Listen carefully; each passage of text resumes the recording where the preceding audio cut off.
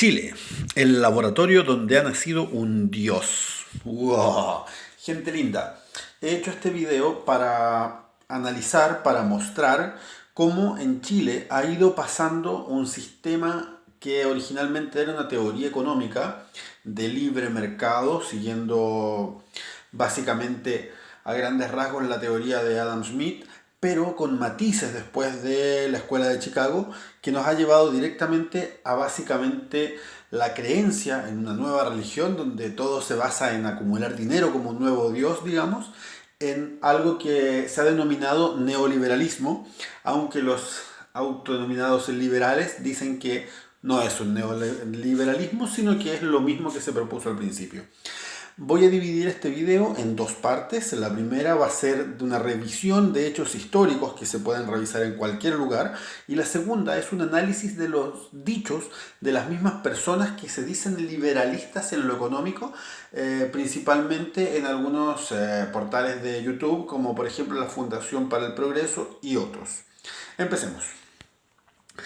El libre mercado básicamente ha transformado en un sistema donde el dinero deja de ser un medio y se transforma en un fin. Antes uno buscaba tener dinero para satisfacer necesidades. Ahora la necesidad de la gente, según esta teoría del libre mercado llevado al neoliberalismo, es tener más dinero. Tener por tener y acumular y acumular y tener más. Ahora, para entender cómo se ha dado esto, hay que empezar desde el principio. Chile, partiendo en un contexto de Guerra Fría, donde venías terminando la Segunda Guerra Mundial, estaba Estados Unidos, la Unión Soviética, un bloque marxista totalmente estatista y un bloque de defensor del libre mercado, autodenominado, como digo, liberal en lo económico. 1959, la Revolución Cubana lleva a Fidel Castro al gobierno de Cuba. 1955-1975, la Guerra de Vietnam, donde Estados Unidos interviene un gobierno en Asia precisamente para frenar los ideales marxistas. Y 1970, el primer gobierno marxista democráticamente electo, Allende, para bien o para mal, en Chile. Esto fue una hiena en el culo para Estados Unidos. Hay pruebas que demuestran que la CIA influyó en la intervención del gobierno de Salvador Allende, que se boicoteó su sistema de gobierno y todo esto llevó finalmente a un golpe de Estado que trajo miles de muertos, desaparecidos, torturados y una fragmentación del país, una división en dos que finalmente ha decantado en esta nueva división donde ya la diferencia de clases no da para más. Revisemos entonces. Después de la dictadura, Chile fue transformado en un laboratorio. ¿Un laboratorio de qué tipo? Económico. Entendiendo que un laboratorio es un lugar donde tú puedes tener las condiciones para realizar experimentos, investigaciones, donde puedes analizar teorías e hipótesis sin poner en riesgo a una población interesada. En este caso, la población interesada de Estados Unidos. Hacemos la weá en Chile, total queda lejos, puro weones sudacas latinos. Hacemos el experimento allá. ¿Un experimento de qué tipo? Económico. La economía se dice que es la ciencia que estudia la creación de riqueza y la producción, distribución y consumo de bienes y servicios para satisfacer necesidades humanas. Un laboratorio económico. ¿Qué querían probar ellos? Hipótesis y teorías. ¿Cuáles? Bueno, en Chile se experimentó con un liberalismo económico extremo, propuesto por la Escuela Económica de Chicago. Todo esto aprovechando la indefensión de la población chilena. ¿Por qué indefensión? Porque la gente cada rato veía que estaban desapareciendo sus vecinos, te podían llevar a ti mismo, te mataban en la calle, te rociaban benzina, te mataban, se sabía que la gente la violaban con perros, metían a la gente de cabeza en tarros con caca, aparecían dinamitadas algunas personas en el desierto, entonces había mucho miedo. Y para esto se quitó absolutamente en la práctica la injerencia del Estado. O sea, en la práctica digo, porque sigue el Estado teniendo algún control, pero la mayoría de las cosas se quedaron a cargo del mercado. ¿Por qué? Porque acá se usó un libro que se denominó El ladrillo, que desarrollaba una idea económica, pero esta idea económica se transformó en una ideología política y social. ¿Por qué? Porque el neoliberalismo fue absorbiendo distintas áreas de gobierno y terminó siendo básicamente una idea de orden estructural político, de administración estatal, más que una simple teoría económica, como insisten en defender los que se dicen liberales en lo económico. Para lograr esto, se polarizó el país mediante un discurso maniqueísta, de blanco-negro, bueno-malo, partiendo con la confusión de algunos términos e ideologías. Por ejemplo, el socialismo. Es importante recordar que el primer país donde hay, por ejemplo, seguridad social para los viejos es Alemania, con Otto von Bismarck, que ocupa un sistema de protección social para los adultos mayores, precisamente para no caer en el marxismo. Incluso hay algunos empresarios ingleses y después en Norteamérica que prueban ideas de empresas y ¿cómo se llama? Grandes haciendas de cultivo, industria, con mejores condiciones laborales y mejores sueldos, lo que se llamaba socialismo. Pero después Marx toma el término socialismo como un paso para el comunismo. Y acá nosotros vamos a ver que el sistema estatal toma el término socialismo y lo equipara con comunismo. Entonces quedó como socialismo y comunismo como lo mismo. Tú reclamas cualquier cosa de educación gratis, eres comunista. ¿Quieres salud mejor? Comunista. Mientras que ellos se pusieron del libre mercado y se llamaron liberales. ¿Se acuerdan de la moneda de 10 pesos que tenía el ángel rompiendo las cadenas del yugo marxista? Liberales, pues. Ellos son los representantes de la libertad. Pides algo, como digo, comunista, ellos son liberales. Cualquier cosa que tenga que ver con derechos sociales, eres de izquierda, ellos son de derecha. Acá se creó un grupo de partidos políticos que se llamó la Concertación y otro la Alianza. Se formó el ellos contra nosotros, o al revés, ellos contra nosotros. Esto es interesante porque en la política se empezó a crear ¿cómo se diría? Un sistema binario donde tú podías ser A o B, bipartidista, digámoslo. Tú no podías ser otra opción, otra idea. Entonces tú caías en este juego, o te ibas a la Concerta o te ibas a la Alianza. Y así se impedía que otros ideales políticos de administración o de creación de orden social avancen.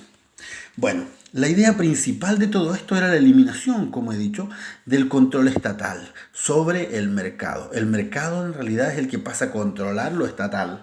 Y para esto necesitaban un papel que lo ponga en práctica. Y el papel fue la Constitución de 1980. Gracias a esto, el Estado queda como observador, sin atribuciones. Cuando les conviene, sí. Por ejemplo, ahora nosotros vemos que hay estado de catástrofe. Entonces, tú no puedes salir de tu casa. O sea, se restringen tus libertades constitucionales. Pero no se restringen las libertades constitucionales de las empresas. Entonces, no se puede regular, por ejemplo, el precio de las mascarillas. Hay una mínima regulación de la calidad de los productos, servicios y de los sistemas de producción.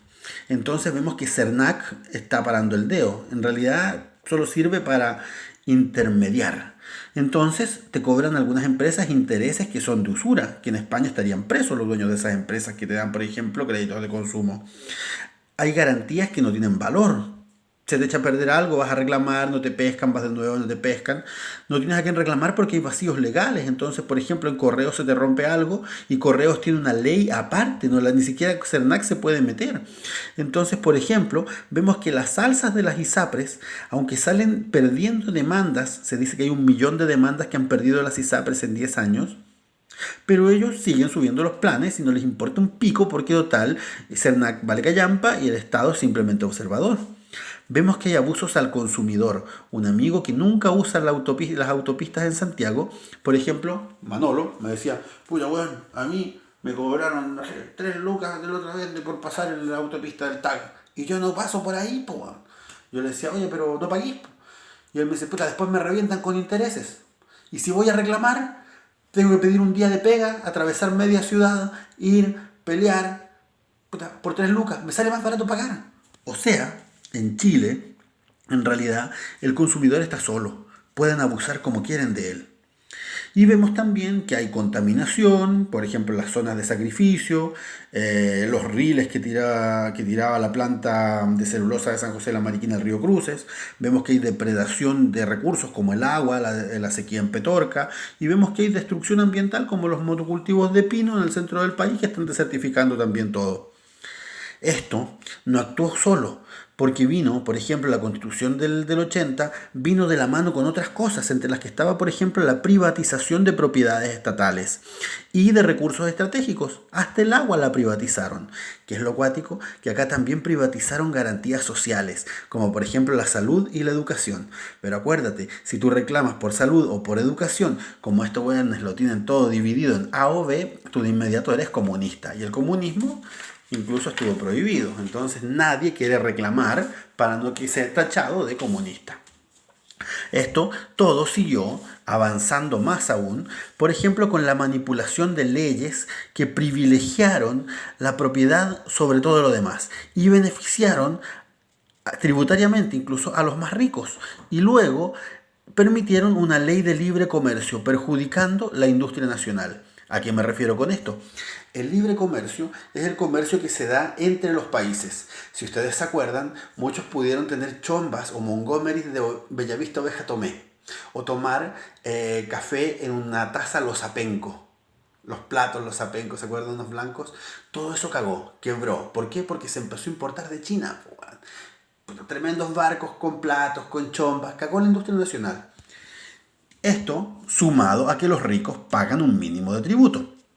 Ahora, en todas partes, la libre competencia, en todas partes, digamos, de las que siguen el libre mercado, la libre competencia es muy importante y hay una serie de leyes, pero en Chile básicamente están eliminadas las leyes de libre competencia.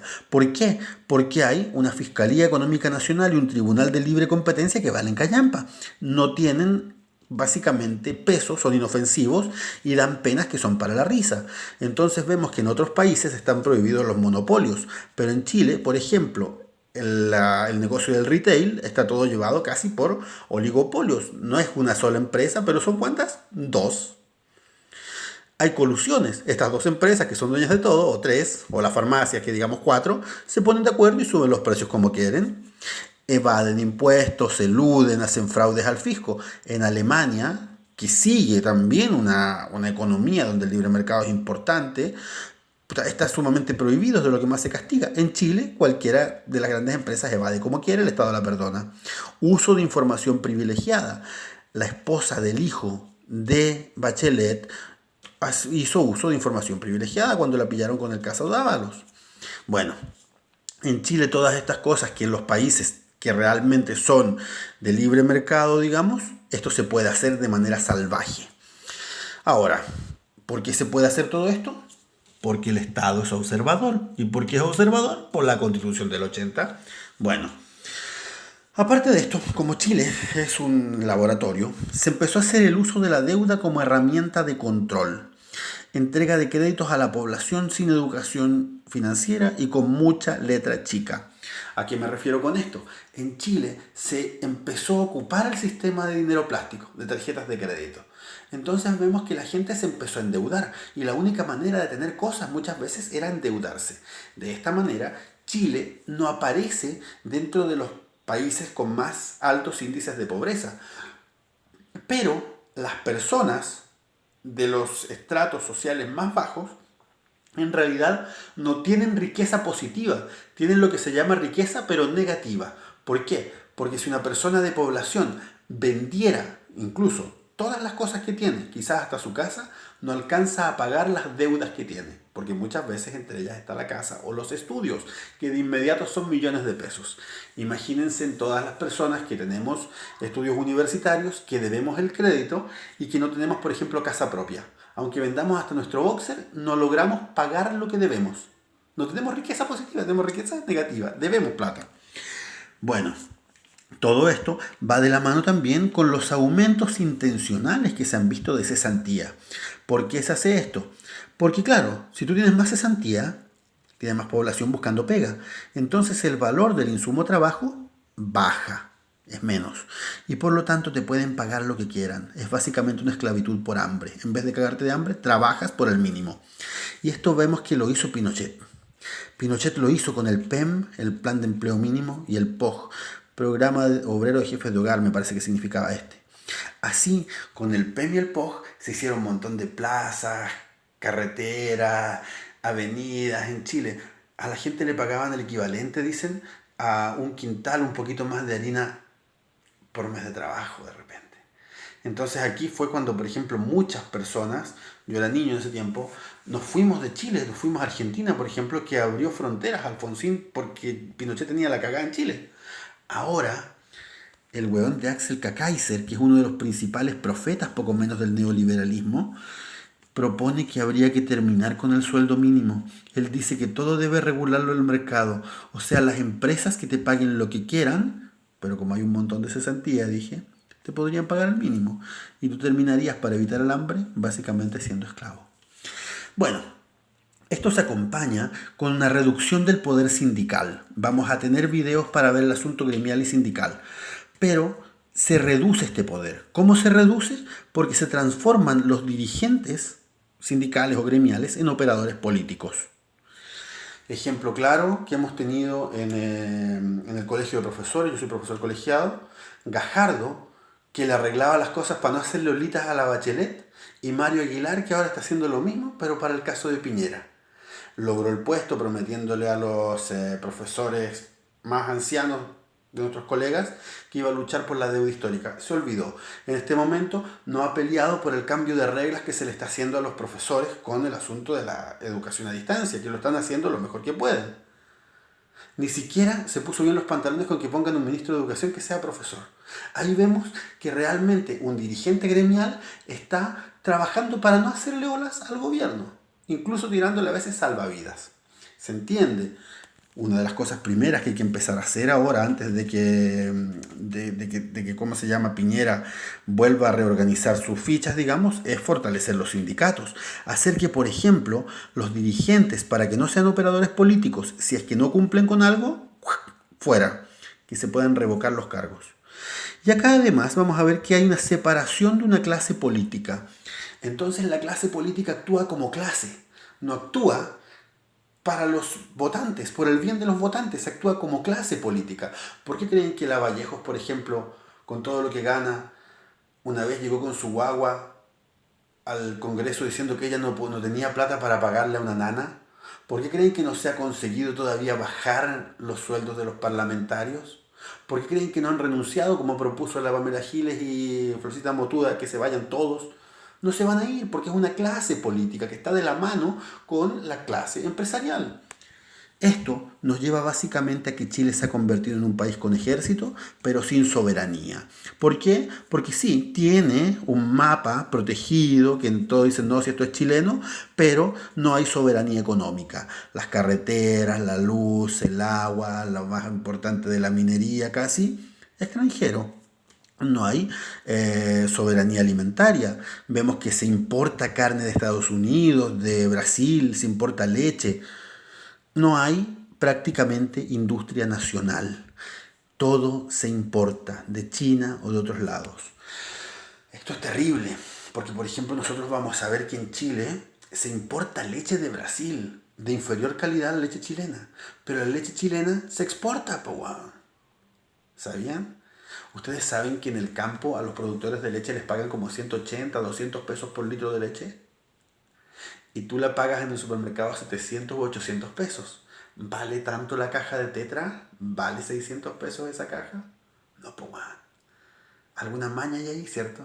Bueno, tiempo para investigar.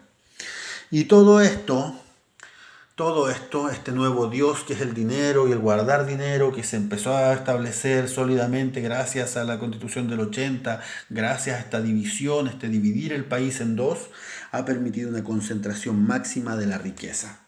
¿A qué me refiero con esto? Que en Chile, según la CEPAL, el 70% de los bienes del país, digamos, de la riqueza, prácticamente pertenece al 10% de la población. O sea, es una weá, pero salvaje.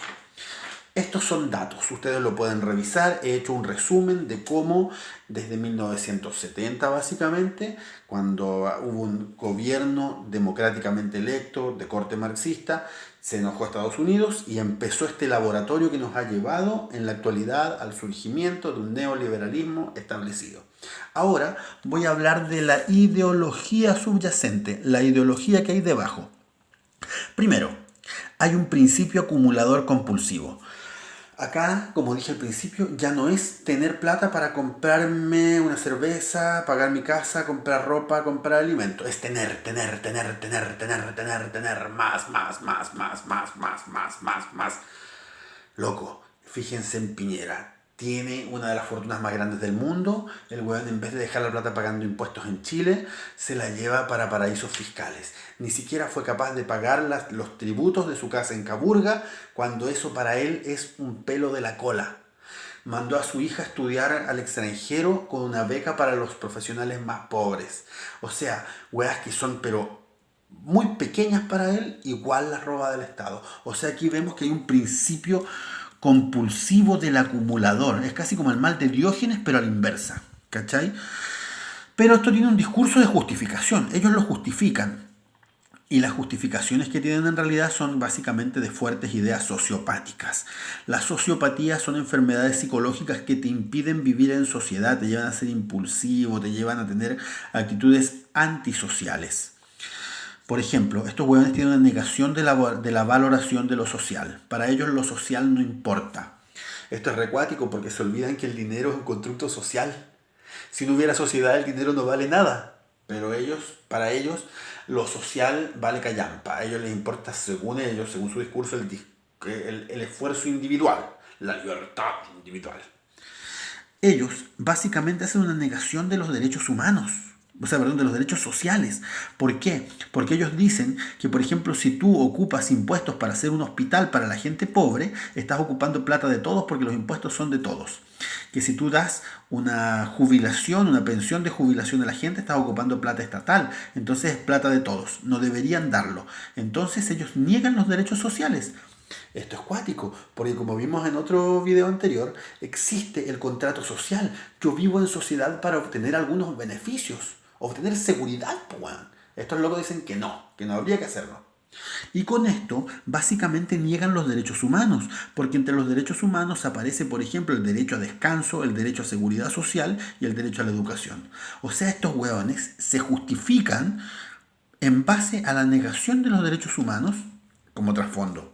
Lo pueden revisar en los videos de Fundación para el Progreso. Loco, es increíble cómo se pisan la cola y cómo emiten falacias una tras otra tratando de justificar un discurso. Es una locura. Ahora, ellos hablan de un individualismo extremo.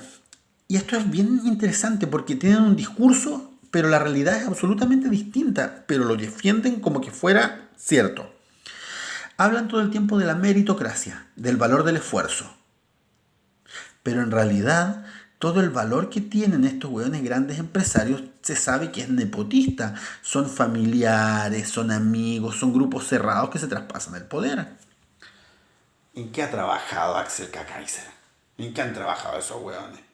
Esos hueones simplemente están repitiendo ideas, investigando ideas que básicamente fundamentan en lo mismo y se explican de una forma tautológica, terminan explicándose en sí mismas.